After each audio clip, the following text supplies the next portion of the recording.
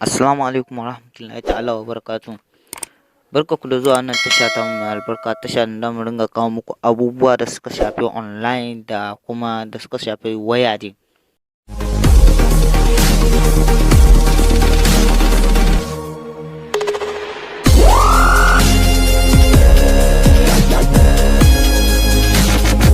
Wannan dai a inda kuka gani a title zan nuna muku yadda za ku samu WhatsApp ku tsaro da ya kamata. Tsaron da ya kamata za ku inda dai kuka gani na sa tsaron da ya kamata, za ku sa wani system code wanda zan nuna muku nan gaba. Idan kuka sa system code din nan, da zaran kun buɗe WhatsApp ɗinku ko da WhatsApp ɗinku ya expire, idan kuka je kuma register sabo bayan an turo muku wannan system code da ake turowa kan sim, kun riga kun sa shi, to bayan wannan wanga system code da zan nuna muku da za ku sa, dole kun sa wanga abin ga din sai ku sa wanga system code ɗin ga da dan nuna muku, da kuma za a iya turo muku message ɗin kan email, saboda wani yanzu zai iya ɗauka WhatsApp ɗinku ya je hacking ɗin WhatsApp ɗinku. Kusan yanzu zamani ya canza. Bari mu je kai tsaye je nuna muku abun ga yanda za ku yi. Da farko dai kun da shiga cikin WhatsApp ɗinku kamar haka, in ka shiga ya ku shiga nan ɗigon ga guda uku na sama nan, wannan ɗigon nan guda uku wajen da ake shiga dai kun dai gane. In ka shiga kamar haka zai buɗa muku waje kamar haka, sai ku shiga nan settings, wajen da aka sa settings.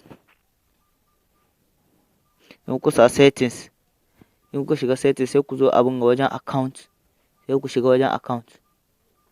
In ku shiga wajen account sai ku zo ku shiga wajen two step verification ɗin nan.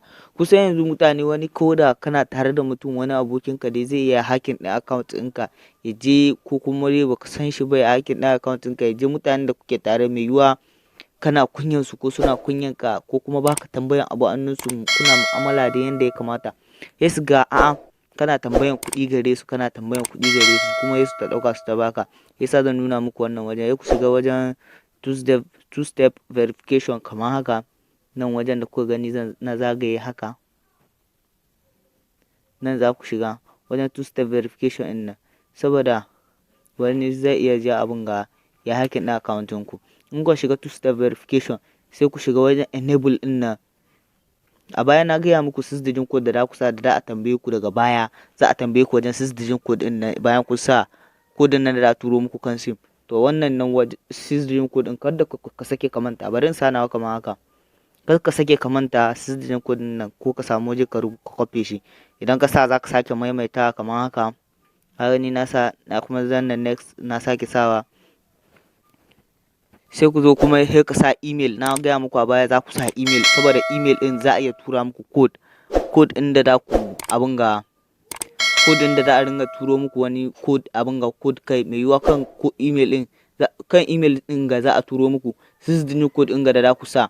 Ko da mutum ya yi login account ɗinku ba zai iya ba, dole sai in yana da email ɗin tare da shi da za a turo system code ɗin ga kai da za ku sa. Kaga wannan email ɗin kai za a tura muku system code. Na sa nawa kamar haka, na danna next, kuma bari sake maimaitawa.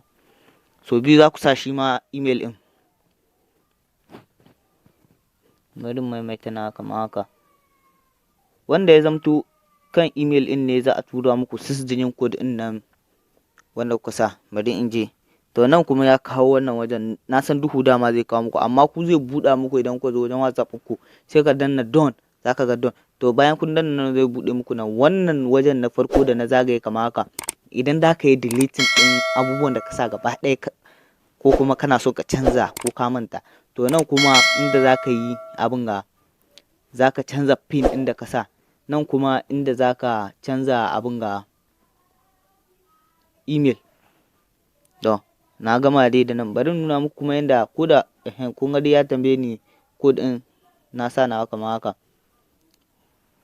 Wani kuma za ka ga ya zo kaman ya ara wayanka, nan da nan ka ga kawai ya shiga WhatsApp ɗinka kai tsaye yana maka bincike. Ka shiga settings, sai ka zo ka shiga account, sai ka shiga abin ga privacy, wanda ko da mutum ya asa aka abin ga ɗinka phone ɗinka, in ya shiga abin ga ma bai zai ma iya yin komai ba.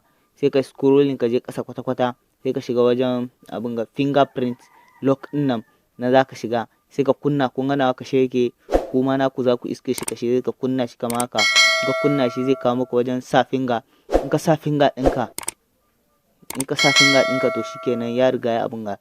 Da ka fita ko da za ka sake shiga WhatsApp ɗinka dole sai ka sa finger ɗinka. Ko da abokinka ya ansa WhatsApp ɗinka ya ansa wayanka ya zai shiga WhatsApp ya je maka bincike, to ba ta yanda zai iya yi maka binciken nan, dole sai idan kai ka yi mai izini ya shiga WhatsApp ɗinka.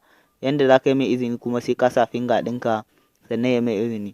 Ga wanda bai yi muna subscribe ba ya yi muna subscribe, ka danna all ƙararrawa ka zaɓi all, saboda da an saki sabon bidiyo ka samu kai ma ka ƙaru.